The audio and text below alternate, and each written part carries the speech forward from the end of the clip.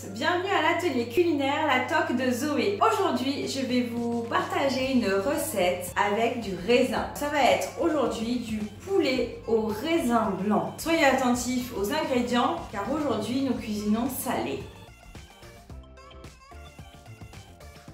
On va commencer par préchauffer notre four à 180 degrés. Une fois que nous avons préchauffé notre four, nous allons prendre le raisin et le rincer. Moi je le laisse, vous voyez, dans un saladier avec de l'eau, je le laisse un petit peu se rincer. En plus ici c'est du raisin sans pépins, donc ça m'enlève un petit poids en plus à réaliser. Donc une fois que le raisin a bien été immergé par l'eau, bien sûr on enlève tout cet excédent d'eau.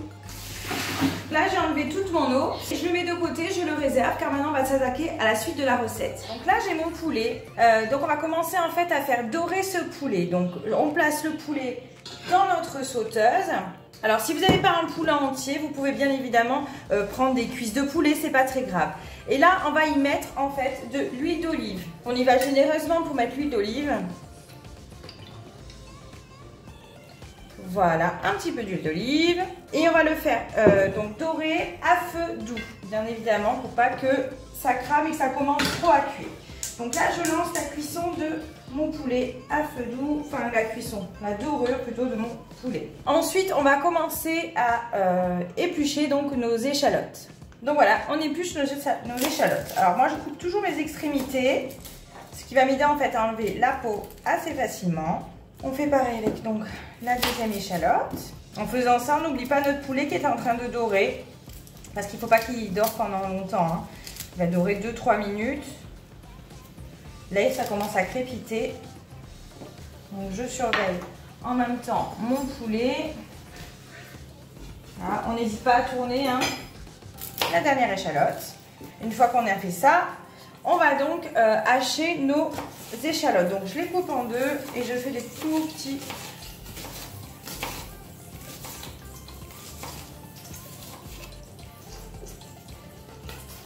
morceaux d'échalotes. Et on fait ça donc avec les 3 échalotes, hein, bien sûr. Là mon poulet, on sent, là ça commence à bien sauter. Alors toujours attention à ne pas brûler, hein. L'huile ça pardonne pas, donc on retourne. Maintenant qu'on a fait ça, on va pouvoir commencer en fait à les ajouter au poulet. Donc là on les met directement avec, hop. On rajoute au poulet les échalotes. Je vais vous montrer ce que ça donne de plus près. Voilà, de plus près, vous voyez en fait les échalotes commencent à crépiter avec l'huile, donc il faut vraiment que les échalotes fondent, hein, comme on appelle chez nous, donc dans la cuisine, elles fondent, c'est-à-dire qu'elles commencent à être bien cuites, et c'est là qu'on va pouvoir arrêter la cuisson. Alors, une fois que votre échalote donc a fondu, a commencé à cuire, elle a cette texture un peu molle et dorée, on va pouvoir prendre le poulet et les échalotes et le verser dans un plat qui va au four. On va prendre déjà dans un premier temps, moi j'ai carrément le gros poulet, donc on rajoute donc le poulet. Voilà. Hein, vous avez vu, il a commencé à dorer. Et là, on va verser les échalotes. Enfin, on va mettre les échalotes dedans.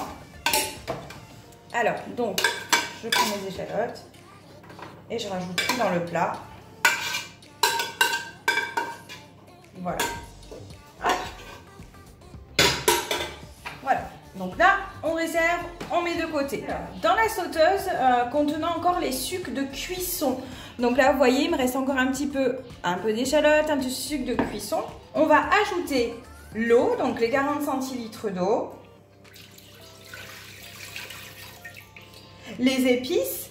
Donc là, on va mettre donc les 2 doses de safran, la cannelle. Voilà, donc je verse ma cannelle. Alors du safran. Donc vous avez vu les 2 doses de safran. On sel et on poivre.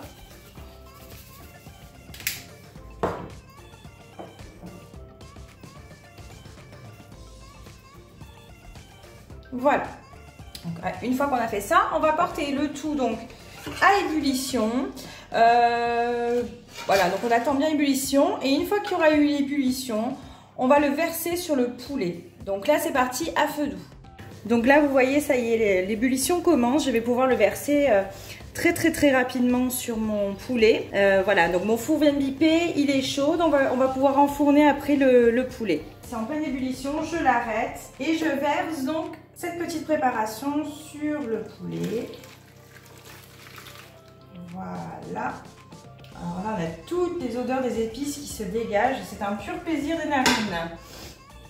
Voilà, maintenant qu'on a fait ça, que ce petit jus est prêt, que notre poulet a été doré, on va donc le mettre au four pendant 30 minutes. Mais d'abord, on va le recouvrir en fait de papier d'aluminium.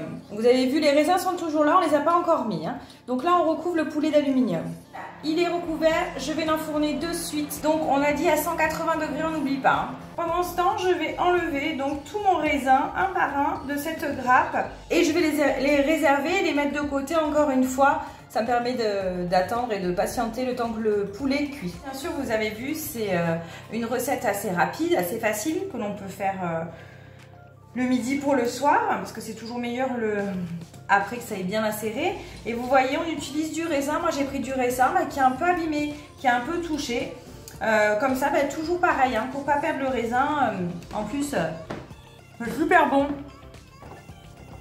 Oh, mais les 30 minutes sont passées.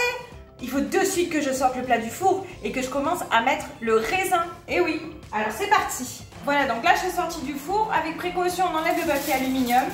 Oh là là, ces odeurs. Oh, qu'est-ce que ça donne envie. Et maintenant, donc, quand on a sorti ça, on rajoute donc le raisin. Hop. Pareil, hein, toujours attention à ne pas se brûler. Ça, accompagné de petites pommes de terre, ça va être un régal. Je vous raconte pas vraiment les odeurs qui s'émanent du poulet, c'est un régal. Alors là, on recouvre à nouveau d'aluminium et on va mettre notre four à 210 degrés maintenant.